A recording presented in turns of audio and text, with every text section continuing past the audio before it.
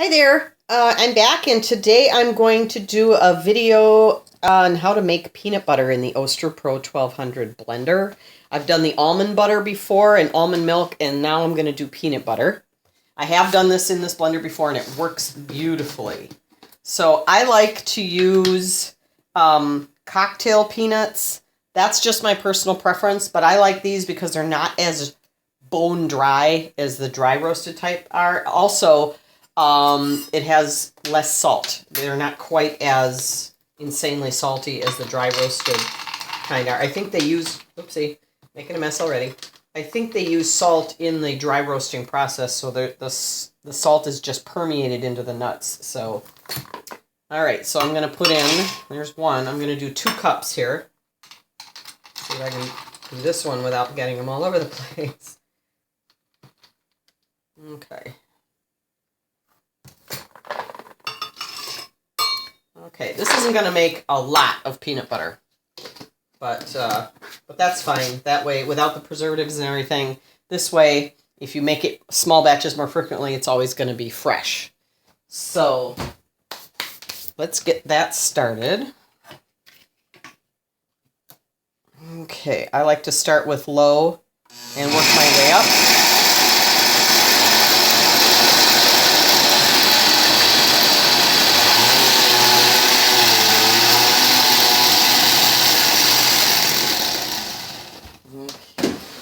And of course, I forgot to bring a tool over.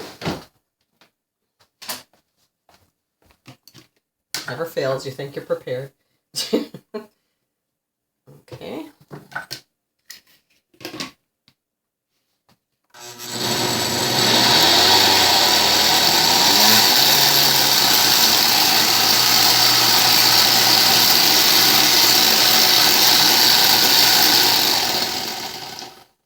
Also, something to consider is, even if you buy the same nuts, like the same brand, the same style, like the cocktail peanuts or whatever, you never know one batch from another. You know, they're never going to be exactly the same as the last time you made it. The last time I made peanut butter, I didn't have to add anything to it. It just went into this beautiful creamy smoothness almost right away. These are kind of crumbly and dry, so I'm going to help it along a little bit and help my motor. So I'm going to put a little bit of peanut oil in here. I'm going to start off with just a teaspoon, because then once you add extra oil, it should pick up the pace a bit here. We'll see. I don't know.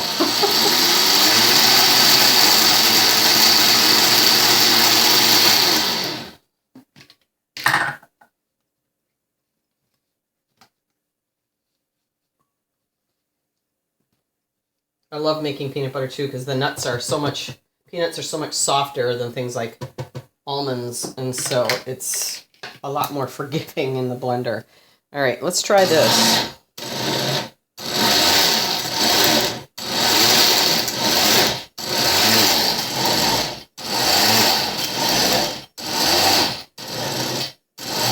I can see it softening.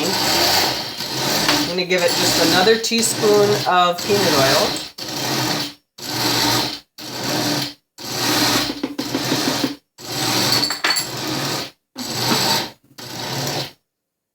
Okay.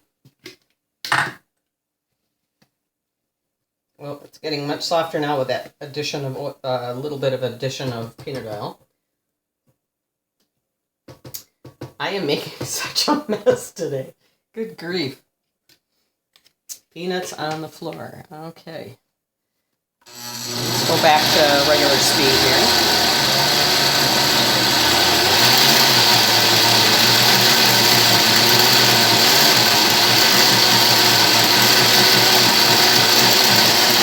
There we go.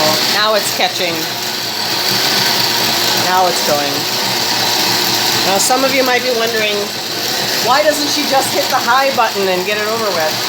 The problem with that is it would just make everything fly up against the sides of the jar, and it won't come back down into the blades because the velocity is too fast. It's too much speed.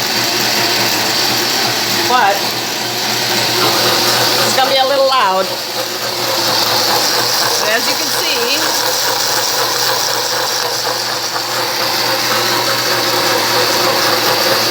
using the slow and the medium works much better. At least for me it does. All right, let's open this and see what we got here. Oh, can you see that? Look at how creamy smooth that is. Isn't that wonderful? And if you like chunky peanut butter, at this point you could just throw in another handful of the peanuts and just kind of pulse it a little bit, and then you've got chunky peanut butter. So I like them both ways. I like it both ways. So now I'm just going to add a little bit of sweetness. Normally I don't, but I just feel like putting something a little sweeter in there, and it's not going to be much. It's just going to be a really small amount of something. And I don't want to use honey. As much as I love honey, I don't want to use honey in this because it can be kind of an overpowering flavor sometimes. And the cool thing here is it's another little kitchen trick if you didn't already know about this. Always add the oil first, and then your spoon is nice and oily. And then if you add something sticky, it rolls right out of the spoon. I like this brown rice syrup every now and then. It adds a nice bit of sweetness without adding any of its own flavor. And boy, is it ever sweet. You really don't need a lot. I'm only going to put in a teaspoon. And, oh boy, that's slightly more than a teaspoon. But look at that.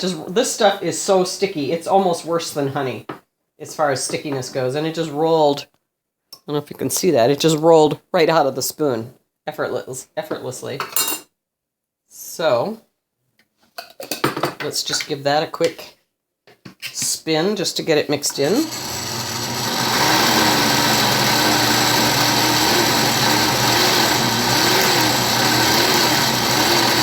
Okay, now I'm just going to pause for a second so I can get a container for it. So hold on just a second. Okay, so this is where upcycling jars from salad dressing or pickles or olives or whatever come in handy. I think this might have been like a very famous brand name wing sauce. The orange lid is giving away. Just throw them in the dishwasher and you never have to buy jars or containers again. So let's see, I might have to tilt this down a little bit. Yeah, we're up a little high. There we go.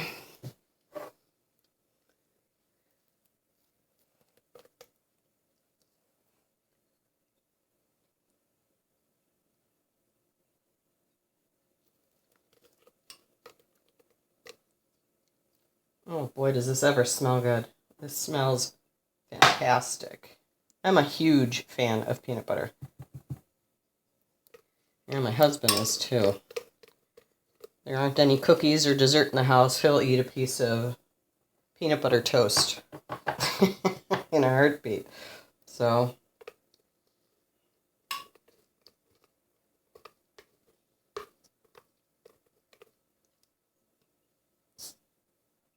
okay. I'll dig the rest of that out later. But right now,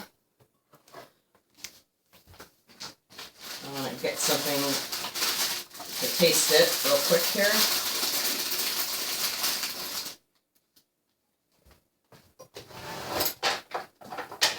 A little spreader.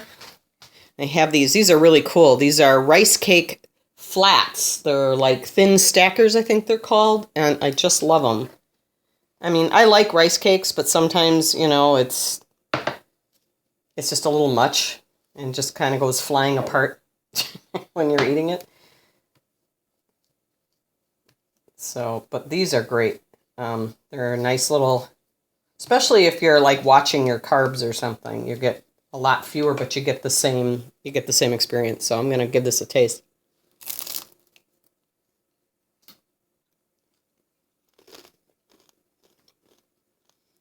That is really good.